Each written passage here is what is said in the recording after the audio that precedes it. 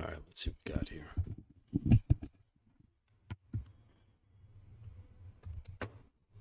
Hmm.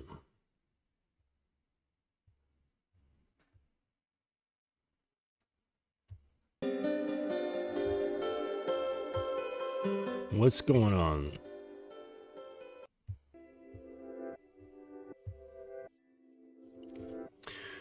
All right. Just doing a little setup here, get my shit in order, my files and such. Been talking about Dom characteristics, things you can do. It's not gonna be super in depth, but it's gonna be more so for people who are just kind of trying to get an understanding of being a Dom, a little bit of deep BDSM stuff. But yeah, welcome to the show. I am Mr. Justin, Coach Justin, and this is the Dominance Academy. And here we're going to go over some Dom characteristics, some how to be a better Dom quick start guide. And like I said, it's not super deep, right? Because this stuff can get really, really deep. It can get very granular with how you set up your shit and how you create your program and how you run things, your whole mindset. It can get very, very complicated. And then to be quite frank, there's a lot of DOMs who are not that complicated. They keep things very simple and minimal. So it really comes down to just understanding yourself, what kind of Dom you are, if you happen to be, or how much control you want to exert within your dynamic, within your relationship. So, because that makes all the difference. And so it's like guys want to, oftentimes they want to get at a certain aspect of things, and they don't realize that there's so many other things attached to it. So like, for example, I spent a lot of time practicing martial arts. I started when I was 12 years old. And a common thing is that when you get a little bit better, you start looking at details and you want to figure out how to have a faster or more effective punch, or how to, what's a secret technique that works with, arm bars, or you're looking at these like very, very specific things. You're like, all right, I want to learn that thing. And they don't realize that, say, in order to have an effective punch, you have to have a greater understanding of your reflexes, of your balance, of how to transfer power, your breathing, your mind state. There's so many little things that are connected to having an effective strike, that it's not just me showing you how to do one punch and that's going to make you a better fighter. Like, it's really not about amassing technique. So in the same way, a lot of guys, they come to BDSM and they're like, okay, I want to learn how to be a better Dom. And they think it has something to do with what's done and like out here physically. And really, it's more so having to do with what's done internally. That's what makes all the difference in the world. Even with submission's the same way. Like I made a story post, just this little picture, and it shows a woman on her knees. And let's see, what did it say here? So I said it shows a picture on a girl on her knees, and then I wrote a good girl at peace, like basically just describing what I'm seeing here. And then I thought, well, maybe people are interpreting that as a woman on her knees is peaceful. And that's not necessarily the case, because this is a depiction, like the image of this woman on her knees. It's a depiction of her mind state, not her physical state, because she could be on her knees and still have resistance internally to herself, to her dominant, to her man, to the dynamic. And it won't matter what she's doing. And that it could appear to be submissive, it could be an appearance of living out the role, but internally there's still a lot of resistance. So it doesn't really matter. So someone could appear to be like this perfect sub or this perfect dom, but internally, if things aren't in alignment and things aren't really working out uh, the way you ideally would like them to be, then it doesn't really matter what you're doing on the external. It doesn't matter at all. So just know that submission is something that comes from within. Same with dominance. And a lot of it has to do with trusting yourself, trusting the process, trusting your education, trusting your instincts, and sometimes going against your instincts, because sometimes your instincts will protect your ego, and the ego might be having you doing things or thinking things or saying things that are not exactly conducive to the relationship, but it protects a certain aspect of your emotions. And that's not a great way to proceed. So that's why it's really good to be able to have these talks, like when something comes up and say the sub is noticing something off in the dom, or vice versa, the dom's noticing something off in the sub, where there appears to be some sort of resistance or some sort of stumbling block. That's the time to pull it aside and have a little meta conversation where you're talking about this thing that you two are creating, consciously creating, and say, hey, is there something up? Like, I noticed this. And it's up to the individual to have the calm courage to engage in that conversation to see if what they're observing is real. It might not be, but it might be. So it's really important to have these conversations so that you can get to a deeper understanding of yourself, because the more clear you are with yourself, the more honest that you can portray it, the more honest you can move and speak and think and do and all that stuff. It becomes a lot more honest. And then you can bring in the creativity without any sort of doubt, without any sort of fear, no hangups or anything like that, because you worked through them through these sort of conversations, either with the other person or being honest with yourself. So there's enough about that. So let's move into this little list here. It's just a few items on how to be a better dom. All right. So the first one here is always making sure the sub is satisfied, not just sexually, but emotionally and physically too. So this might seem obvious, okay? I think maybe even some guys might think this is simping or something like that. But understands that as a leader, it's important that those who are following you are taken care of. Doesn't that make sense? Like, if you've got a pet or a dog or a business or,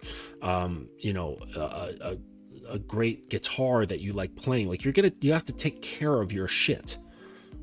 You have to take care of the things that are under you, that are under your watch, that you're engaging with. You can't just let things fester. And a lot of times guys will be like, well, she's a grown adult, she can take care of herself. And yes, that's true. But part of taking care of oneself, yes, that's part of being a functioning, like a well-functioning human being. But there's also, as it relates to submission, is knowing that the dom is a place where she can let go, where she can let down her fears, she can let down her anxiety, she can let go of anger, she can let go of frustration, and whether that's short-term or long-term, and be able to relax into you without fear that you're going to not catch her, or you're going to not be there, or you're going to walk away, or you're not going to be able to handle it. This is what's important, is that you're there, and this is what satisfies on an emotional level. Right? It's not about pandering. It's about allowing her to express herself and not have it turn into some sort of judgment situation. And you can kind of like scoop it up and then do different things with it. And that's not just negative stuff, like even positive emotions and neutral emotions. So, but yeah, this is also put in there for, like, on this other road, is doms in the lifestyle. A lot of times they get too caught up in their own feast. And I see this a lot, like, 'cause I'm on like a few like BDSM subreddits on Reddit, And so I recommend that for people who are interested. There's like go on Reddit and look for subs that are about BDSM. And there's like a lot of great information, and there's a lot of stories where people are giving their real accounts of their experiences as both doms and subs, and read them, and you get a really nice snapshot of the experiences that some people go through. And a lot of times I read post after post of mostly young women who don't know themselves very well. They don't know about the lifestyle very well, who get kind of seduced by a slightly or much more older dom who's in it just for the control and in it just for the power and the sex, and then ends up using her as a means of accessing those feelings for whatever psychological need he has. And a lot of times it turns into abuse. So that's why I often harp on being able to control your impulses, control your impulse for sexual gratification, and not using the woman as this sort of drug to get yourself off mentally. So making sure that the sub is satisfied, it kind of shifts the mind into a sense of care instead of just I'm consuming, right? Or I'm using her body. Now, don't get that confused with consensual use, because truth be told, a lot of women with consent within the BDSM world, they like the idea of being used. They like the idea of consensual free use, where basically they subject themselves to the dom, and he is allowed to use her in whatever sort of way that he wants within the confines of their agreed limits. And that is actual like a real thing, and that happens a lot. But the difference is that that's when you got two people who are mentally balanced, they communicate a lot, and they put things within an understanding, and things don't go too far outside of the boundaries. Sometimes they do. You know, we're all human, we make mistakes, but the idea is that you have an agreement there, and there's an understanding. And but like I said, looking at the Reddit post, there's so many doms who just think that it's just about power and feasting on a woman's body, and that's not really being a dom. That's being domineering. That's not domination. So moving on, strive to be more, and exercise trying to control and manage in all things. And again, we're human, but it's important to kind of take stock of the things in your life that you do have control over, that you can have control over, and then trying to exert your will into that through vision and planning and taking action. Like just essentially not being lazy about the things in your life and trying to improve them. That's like a huge part of being a dom, because if you can do this with yourself, doing this within a dynamic is going to be a lot easier, because you're not going to be caught up with your emotions, because a lot of times when you're trying to do something in your own life, that you have like this emotional resistance. It's like, oh, I don't want to do that. I would rather just relax or whatever. I'll put it off to tomorrow. And you can't have that same kind of mindset when you're in a dynamic, because if things get too lazy, then it's like, well, what are you doing? What are you building? Okay. Then it just becomes this nice little fantasy. But on the flip side, so like I've got a client who is extremely organized, very, very organized. And I told him, I was like, listen, if you have too much control and too much organization, you can literally squeeze the life out of your dynamic, because that's all about the rules and the regulations and the protocols. And the sub can't breathe. And he can't either. Like, he's bound by his own set of rules, and they are holding him tightly like ropes being spun around him. So just understand that part of you, yes, the dynamic and the structure and the rules are very important, but you're also human. You're also a creative being. So there's this dance that happens internally between structure and being spontaneous and being creative. So just just kind of keep that in mind as you're moving forward and you're trying to develop your dynamic. And also just a quick note about that. These things don't happen overnight. It's not something that you just set up, boom, it's ready to go, and then it goes on. It's little bits over time, little bits, and it just progresses a little bit over time.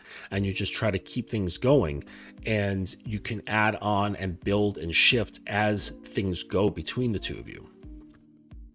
All right, so number 3, take great pride in the health of your body, your home, your vehicles, and your job, knowing that these things all reflect you.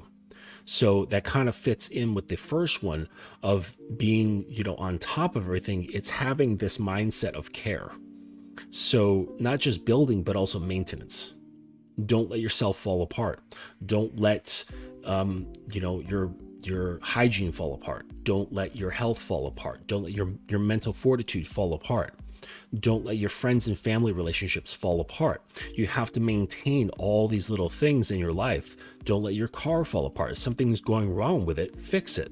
Don't wait till you're stranded on the side of the road and go, oh shit, now I gotta call AAA. Like, you heard that weird sound weeks ago and you ignored it. Like, don't get into the habit of procrastination and ignoring things that need to be attended to.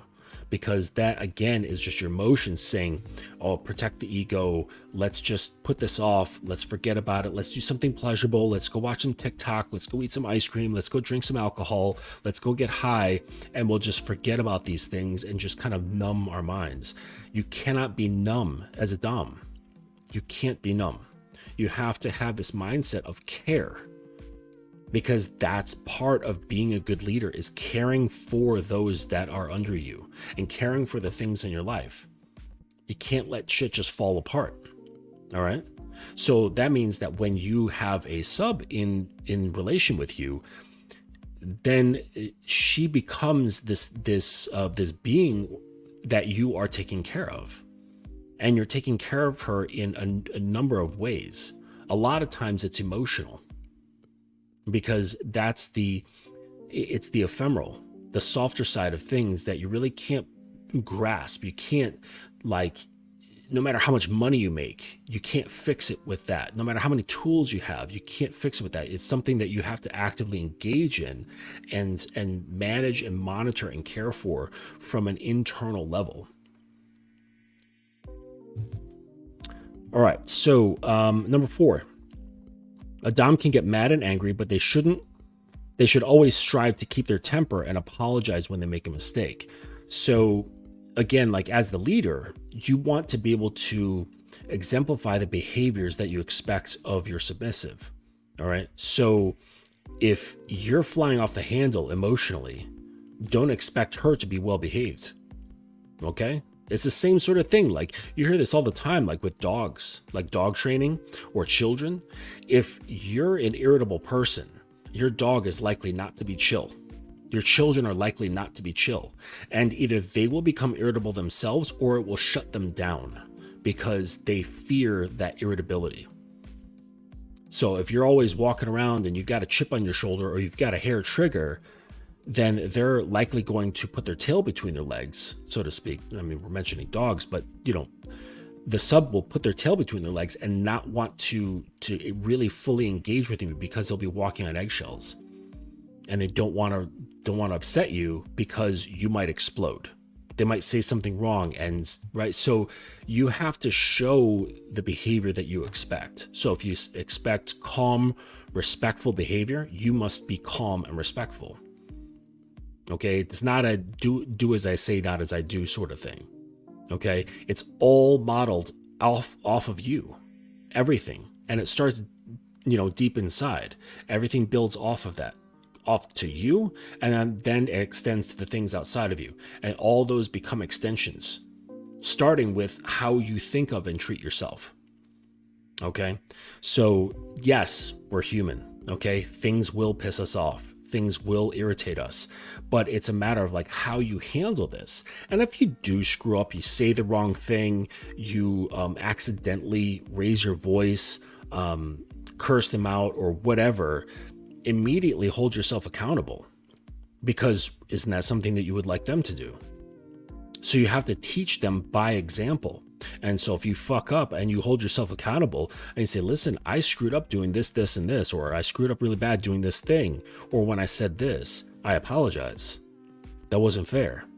That's really how you'd like them to handle that sort of thing. Just a quick shout out to Dukalux, King Solar Power, and Mathasar. Thank you for stopping through. So yeah, just be accountable. Don't let yourself get, taken down the road by your emotions. You don't know what the hell is going on. All right, next one is maintain a stable and safe environment in which the sub may perform their duties in service to you. So this has a lot of layers. So again, that also relates to emotions. Like if you're irritable and the angry type, it's going to be difficult for them to serve you completely because they won't be in a relaxed state. Okay, so that's part of having a stable and safe environment. If where the two of you are getting together is messy, if it's chaotic, if it's noisy, it's like any sort of thing where there's strain, be it physical strain or emotional strain in your environment, it's going to affect how the submissive can relax.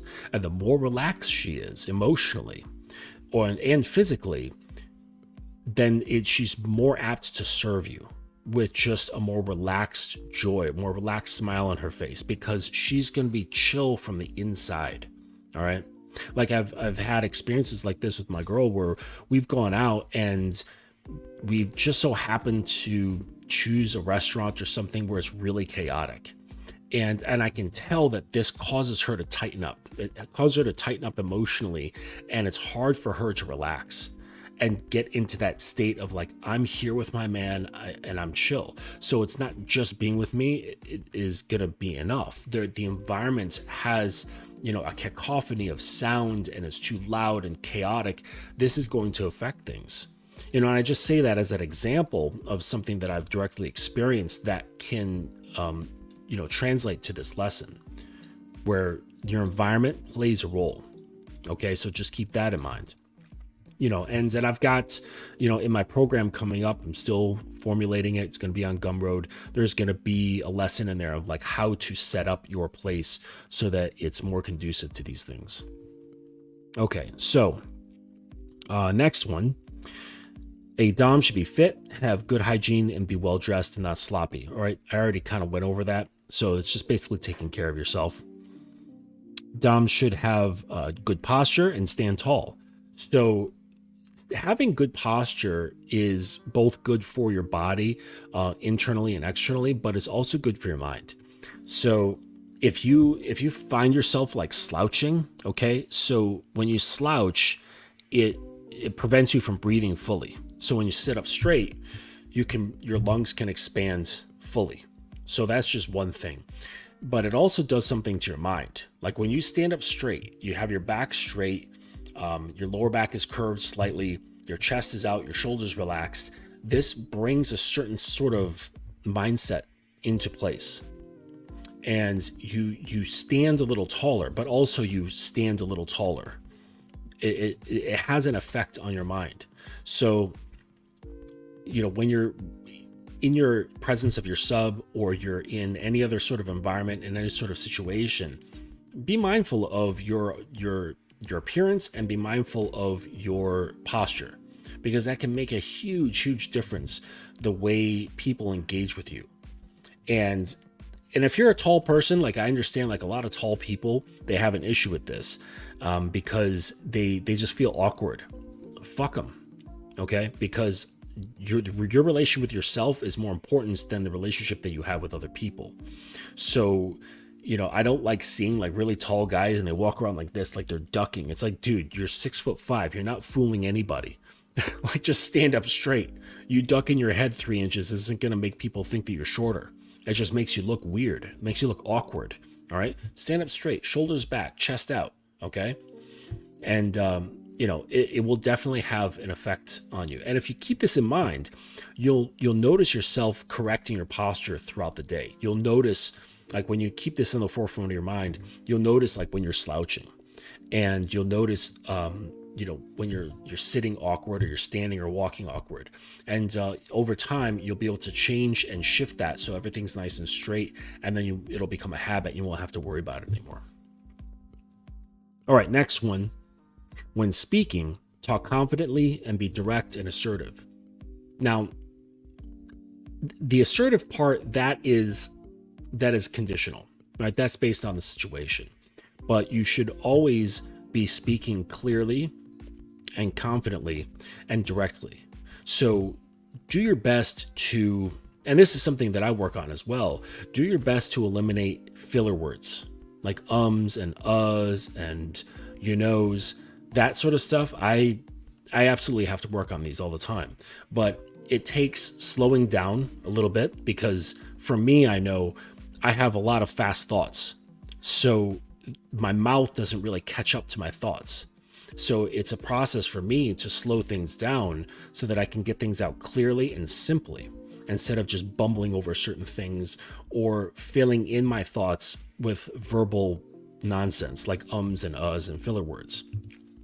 So the other part of this, in getting into the habit of speaking clearly and directly and simply, is so that you are clearly understood. Because the more explanation, the bigger your explanation is, or the more words you're using to talk to somebody, it makes the recipe that much more complicated. So this, in turn, when you're in your dynamic and you are giving commands, you want your commands to be very simple. So there's very little interpretation. There's very little room for interpretation, or misinterpretation rather. And so when you say, when I get there, or when you get here, I would like you to take off your clothes and assume the kneeling position and wait for further instructions. You want to have this very, very simple. Or if you're giving something that's not dynamic and you say, I want you to put this on, I want you to meet me here at this location at this time. This is where I would like you to be.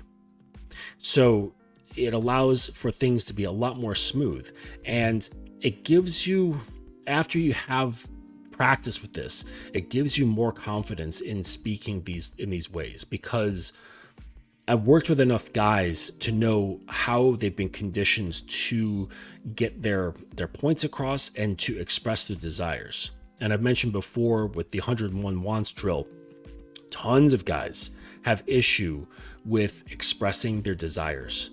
So they beat around the bush constantly, trying to get what they want without being very direct about this. And then when you're in a dynamic and you're, say, something that's sexual or non-sexual, it's very difficult for them to just say directly what they want.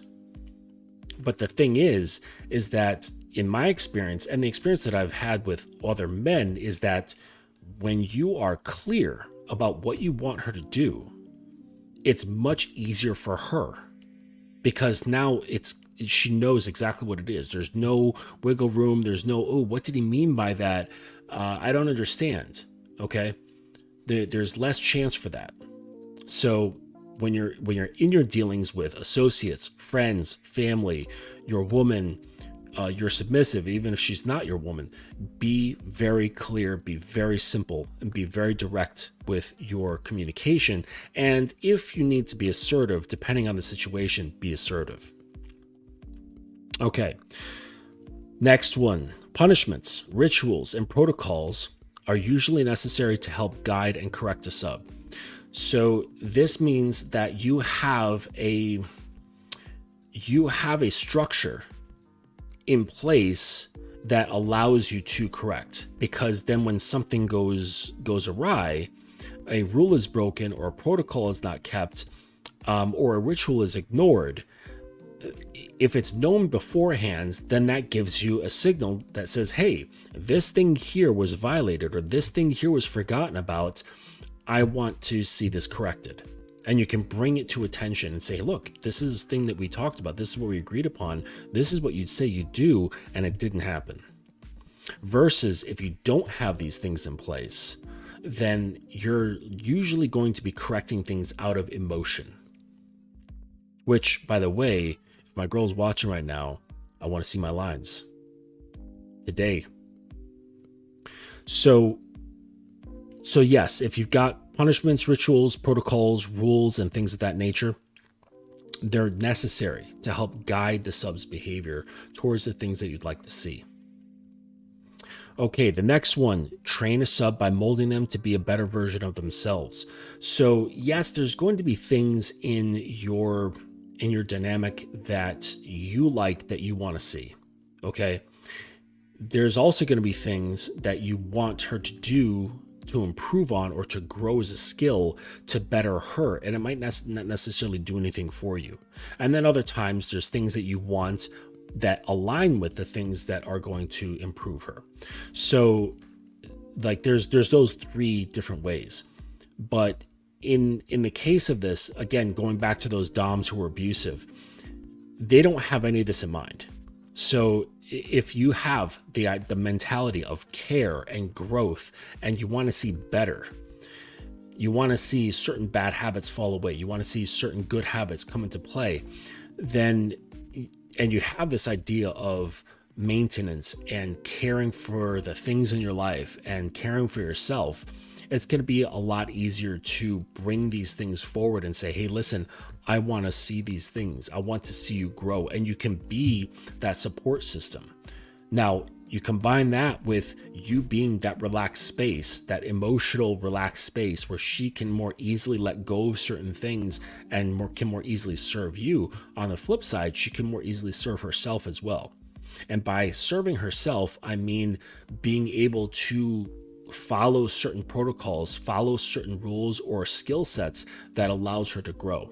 And this can be certain like mental things, it can be emotional exercises, it can be physical skills. There's no real limits on what this can be. But the point is that through the aims of the goal is bettering them and seeing them grow and become a better person, you can more easily guide the situation versus you doing it through your own selfish means. Okay, so the next one is that behavior modification of the sub is achieved through maintaining structure and order. So like imagine a town where the police really didn't do anything. And they just like you walked around, like you just saw the police just like sitting on the corner, drinking lemonade, listening to music with like their headphones on, like everywhere. And they didn't do anything. Like you like right next to them, like a place gets robbed and they don't even do anything. They're just sitting there on their phone, like listening to music or watching Netflix. It would be difficult for that town to have any sort of growth. It would be difficult for that town to have any sort of order. Because within order, you get growth because you have a plan of action. You have a sense of structure where there are rules. There's things you can do and things you can't do. And within the things you can do, there's pathways you can take to growing and becoming better, becoming stronger, becoming wiser, becoming healthier. All right. Now, again, like I mentioned before, if there's too much structure and not enough creativity, then you have stifling. If you have too much creativity with no structure, then it just becomes this free-for-all, or things can get really lazy. And the last one here is always remember that true dominance is not a role. It's not a role. It's not a thing you do. True dominance is a mindset. It's a sense of identity. It's how you feel about yourself. It's how you see yourself. And it all begins there. It begins with your ability to see yourself this way and accept that you are the way you are. And also knowing that there's not one way to be a dominant. There's many different ways. And just like there's many different ways of being a man. Okay. But when certain men meet each other or certain doms meet each other, there's this common thread that runs through all of us, and you kind of get each other on a certain level. But once you get out into the details of how that is expressed externally, then that's when things get very different. And and that's what makes this lifestyle very interesting, because I've met some really, really incredible DOMs, online, but I've met them and they are amazing people. But in talking to how they live their lives and how they run their dynamics, they're very different than mine. There's some crossover, but it's all different. Okay, so just understands that it's not what you do. I've worked with guys who are in wheelchairs, and they've got subs. They can't do everything that other DOMs can do, yet they've got 3 subs underneath them. So it's really important to know that it's not your toys, it's not your look, it's not your job, it's not your money, it's not the clothes you wear, it's not the voice you speak with even. It has everything to do with how you see yourself and how you talk with yourself, how you communicate with yourself. All right. So that is just a very brief, quick start, rough guide. You can go back and take notes if you want to. I'm not going to bother reviewing it. You can just rewind it and write these things down. It's just a few of them. And that can kind of give you a nice little basis for having yourself as a DOM and having just a basic understanding of what it is that we do.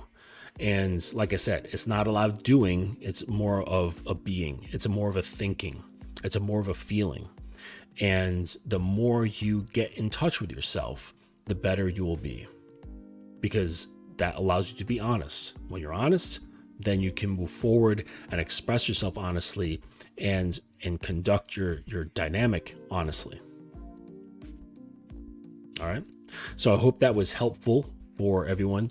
If you have any questions, you can email me at thedominanceacademy@gmail.com, and I can be found on Instagram at thedominanceacademy_. And just a reminder again that I will be making a course for people to download in various tiers on Gumroad. So it's the Academy. So there's going to be freshman, sophomore, junior, senior, and master.